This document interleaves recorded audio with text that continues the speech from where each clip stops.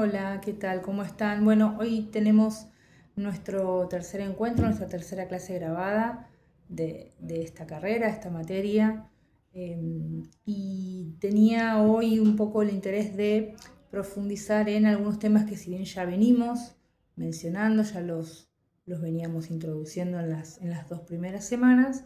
Me interesa particularmente que durante esta semana puedan focalizarse con ya todo lo que venimos trabajando en las dos primeras, con los conceptos ya, nuevamente aquellos que no estaban familiarizados con los conceptos de violencia sexual o quienes no estaban familiarizados con los delitos contra la integridad sexual, con los tipos penales. Bueno, hoy poder focalizar un poquito más en dos delitos bastante particulares, porque si bien hay uno que nace un poquito de la mano de el advenimiento de Internet y las nuevas tecnologías, hay otro que ya existía previamente, pero son dos delitos que se vieron, eh, sobre todo una de las prácticas, digamos, se vio enormemente favorecida por todo el desarrollo tecnológico y demás.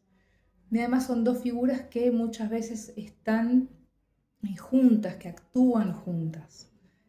Por eso era un poco el interés de desarrollarlas particularmente durante esta semana 3 de nuestra materia. Y además porque, si bien seguramente ustedes ya lo han estudiado en otras de las materias y lo han visto desde otra perspectiva, quizás más desde la perspectiva criminológica o jurídica también, cuando hablamos de los delitos mediados por las nuevas tecnologías, de los ciberdelitos, siempre o sabemos que existe un bajo nivel de denuncia. Dentro de sus características principales, el bajo nivel de denuncia es una de ellas. Pero de ese porcentaje que sí se denuncia, eh, los delitos que tienen que ver con los artículos 128 y 131 del Código Penal son los que eh, aparecen como protagonistas en las denuncias, ¿sí? O sea, son aquellos delitos que atentan contra la integridad sexual de niños, niñas y adolescentes. Y es ahí donde focalizamos bien en el tema de nuestra materia. Estaba repasando, acá teníamos unos textos, tenían ustedes en la bibliografía obligatoria. Uno de esos textos es una guía que habla acerca del delito de grooming. El delito de grooming ya lo venimos mencionando incluso desde la primera clase, el profesor Enrique lo ha explicado muy bien. Y me interesa quizás, para quienes no estaban muy familiarizados con el delito, focalizar en varios aspectos. Primero, fue el último delito que se incorporó al capítulo de los delitos contra la integridad sexual.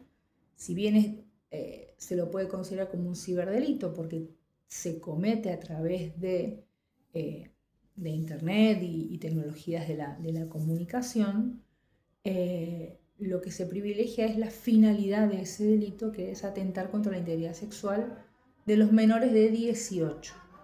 Habla de menores de edad, no especifica de qué edad, por lo tanto siempre cuando nos falte ese dato nos vamos a guiar por lo que diga la Convención Internacional de los Derechos del Niño, nuestra propia Ley Nacional 26.061, y ahí vamos a tomar a la minoría de 18 años, ¿sí? De 18 para abajo. Entonces, este delito es importante porque marca todo este escenario o distintas etapas que se van dando en el entorno digital, pudiendo concretarse en el entorno físico o no. Esa parte de la descripción del tipo penal que dice con la finalidad de cometer cualquier delito contra la integridad sexual, se puede dar en el plano virtual o se puede dar en el plano físico, ¿sí? No todos los casos que se engloban bajo la denominación de grooming son iguales, eh, a veces difieren. En líneas generales se suele establecer una serie de etapas como para, digamos, gráficamente poder estudiar este delito, ¿no? Se habla de las etapas de primer contacto o enganche, donde el abusador va a establecer ese primer contacto con quiénes son sus potenciales víctimas, luego todo el trabajo de afianzamiento del vínculo, la palabra grooming, el vocablo groom, preparar para, o sea, la práctica del abusador de preparar a la víctima para poder abusarla, bueno, es lo que se ve en estos casos.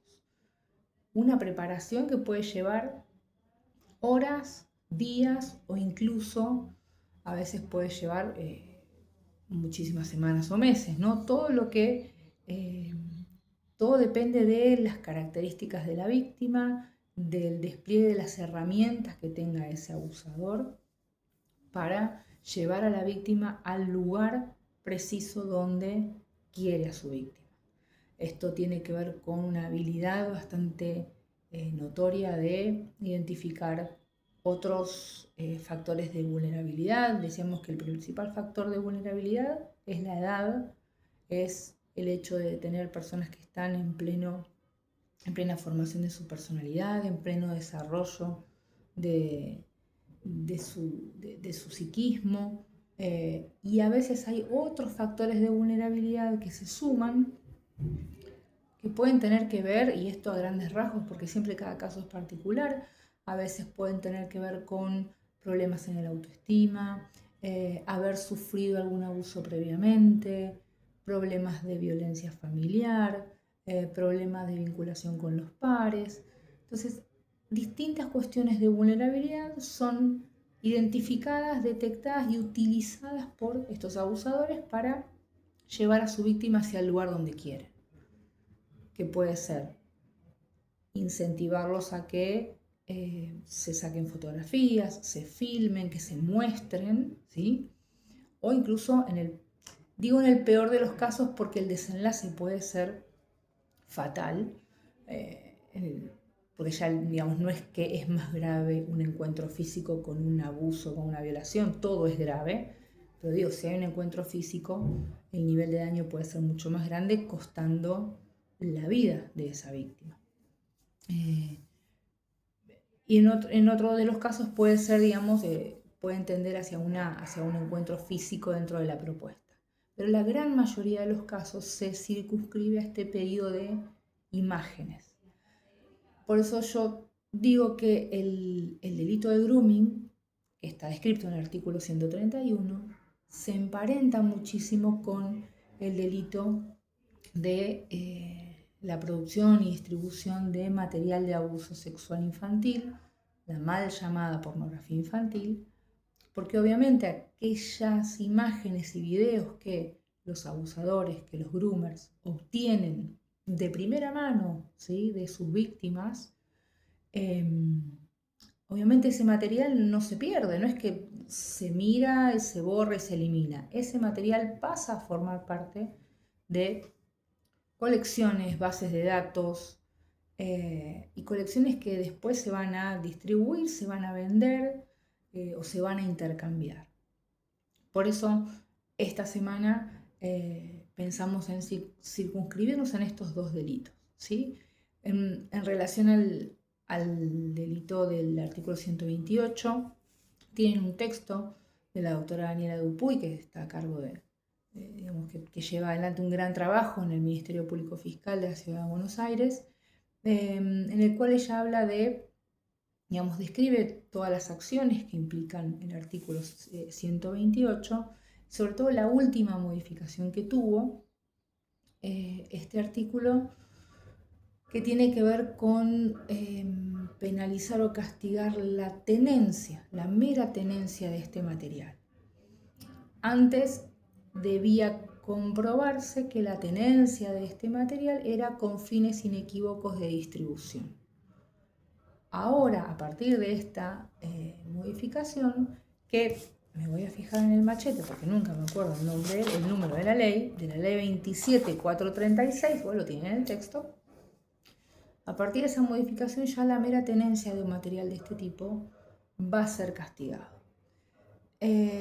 Y esto, digamos, ella en su texto hace un desarrollo bastante interesante porque primero hace un recorrido acerca de todas las los beneficios, lamentablemente utilizando esta palabra, que ha tenido este delito gracias a Internet y las tecnologías de la comunicación, la transmisión y almacenamiento de datos, pero también lo que ella sostiene es, además del abuso que se comete al fotografiar a un menor, al filmarlo, muchas veces, digamos, esto también piensen que hay como ciertos niveles o categorías de lo que es el material.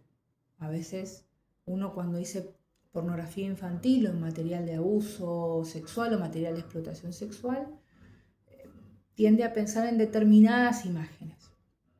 Y a veces nos encontramos con material que puede ser una foto inocente de un niño quizás con el torso desnudo y uno dice esto no es pornografía infantil, pero esto es utilizado de esa manera porque tengamos en cuenta que detrás de todo este material tenemos personas, los llamados pedófilos o pederastas, que no son lo mismo. Los pedófilos son aquellos que tienen una atracción sexual hacia los niños, pero quedan más circunscriptos a lo que es el área de la fantasía, o sea, a partir de mirar ese material, fantasean y ahí satisfacen esta necesidad.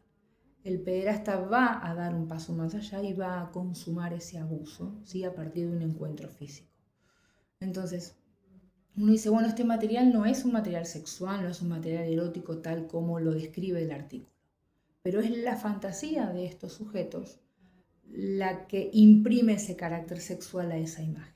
Entonces, quizás en un nivel un poco más leve o sutil podemos tener esas imágenes y en un nivel mucho más extremo podemos tener imágenes, fotografías o videos, me refiero, con un gran monto de violencia o incluso poder tener transmisiones en vivo, ¿sí? De ataques sexuales o incluso el llamado material on demand, o sea, la persona que se conecta con una organización que maneja esto puede pedir a demanda una determinada escena, un determinado acto y pagar por ello. Entonces, tenemos a partir de en estos dos extremos toda una graduación en cuanto a la gravedad de este material. Entonces, ella lo que comenta es que, además de ese primer abuso cometido al fotografiar, al filmar a ese niño, el hecho de tener ese material continúa perpetuando ese mismo abuso. Esa cara, ese cuerpo sigue circulando, se lo sigue abusando. Entonces, lo que ella nos propone es retomar este concepto de el interés superior del niño, tal como lo dice la Convención, en la integridad sexual, como veíamos en los primeros encuentros, y además también un poco el hecho de analizar esta cuestión de la tenencia, lo que genera es una mayor demanda de material y por lo tanto va a generar del otro lado una mayor producción del material. Obviamente, a partir de ahora tenemos la gran complejidad de las herramientas que tengan que ver con la inteligencia artificial. Entonces ahí ya la producción del material va a ser mucho más diferente a como era hace unos cuantos años atrás. En el material complementario les sumé, esto digamos, si lo desean obviamente, si tienen un mayor interés en el tema, sumé una entrevista a una especialista en perfilación criminal que hace todo un análisis a partir del caso que fue conocido del médico del Hospital Garrahan, aquí en Buenos Aires. Ella hace todo un análisis acerca de estos sujetos, de estos pedófilos y de los llamados círculos de pedofilia, ¿no? Incluso contando cómo nacieron y cómo se organizaban históricamente y cómo se organizan ahora a partir de la intermediación de Internet y las nuevas tecnologías. Entonces ahí tenemos esos dos textos que, por un lado, uno apunta hacia el delito de grooming, el otro apunta hacia el delito de material de abuso sexual infantil, pero la propuesta es que siempre traten de emparentarlos porque muchísimas veces se van a encontrar de manera conjunta. Las imágenes que circulan son obtenidas, entre otros tantos métodos, a partir del grooming, ¿sí? Directamente que sea producido por las víctimas, muchas veces sin saberlo. Pensemos un caso hipotético en el cual una chica es seducida por un supuesto varón que despliega todo un juego más que nada que tenga que ver con lo amoroso, lo romántico, y a partir de eso desarrollan un vínculo, estableciendo un poco esto del intercambio de las imágenes. Y bueno, en esas imágenes que esta chica intercambió con su supuesta pareja, con su supuesto compañero amoroso virtual, esto termina formando parte del material que después se publica, se difunde y se comercializa con otros pedófilos también. Y por último, también tienen un texto que obviamente léanlo, digamos, de forma más calma, porque es un texto que es más que nada psicológico, pero también un poco la invitación a considerar cómo se forman o cómo se desarrollan las vinculaciones o las nuevas formas de vincularse a partir de las nuevas tecnologías, ¿no? En el caso de los niños y los adolescentes.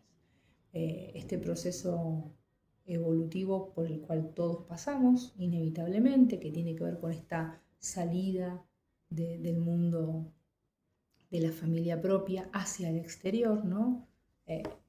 La salida de la endogamia hacia la exogamia, como por ahí más en términos antropológicos, pero este paso necesario para la constitución de la subjetividad hoy en día aparece altamente influenciado por Internet, por las pantallas, por la inmediatez.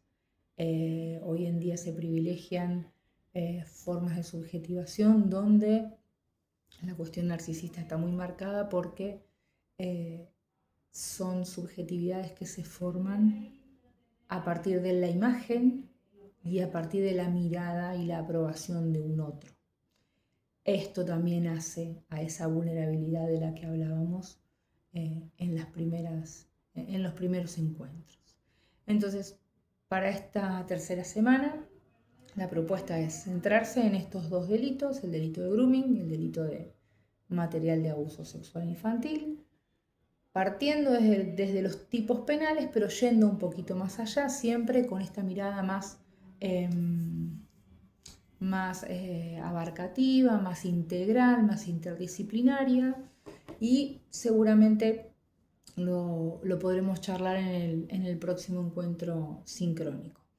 Como siempre, cualquier duda acerca de los materiales y demás, nos podemos ir comunicando por la mensajería del campus, pero tienen estos 3 textos como material obligatorio, y sumamos esa entrevista como para que puedan adentrarse un poquitito más, si bien es un tema a veces un poco delicado, no es muy agradable de estudiarlo, de analizarlo, pero como fenómeno criminal es necesario conocerlo y abordarlo para poder de alguna manera ir combatiéndolo poco a poco a través de distintas herramientas. Desde lo legal lo iremos haciendo a partir de ajustes en nuestra legislación, a partir de la prevención, a partir de la asistencia a las víctimas, lo que es, digamos, las aplicaciones, los sitios web, las empresas proveedoras de servicio irán tomando parte en cuanto a sus responsabilidades frente a distintas herramientas de alerta o de alarma cuando existen este tipo de contenidos que están circulando. Entonces, conocer un poco más el tema, incluso historizándolo, que es lo que hace la licenciada Quiñones Urquiza, para saber que, como siempre, seguimos hablando de delitos viejos, de abusos, de prácticas viejas, pero que toman un nuevo sentido y toman más fuerza a partir de las nuevas tecnologías. Así que bueno, este es el trabajo para esta semana, la propuesta para esta semana. Ya nos queda la última, la próxima, para hablar un poquito de las conductas y de las prácticas no delictivas, sí, algunas de ellas digamos, como prácticas violentas y como prácticas de abuso de poder, pero que se van vinculando con aquellos delitos que atentan contra la integridad sexual. Así que bueno, este es el trabajo para esta semana. Nos vemos la semana siguiente.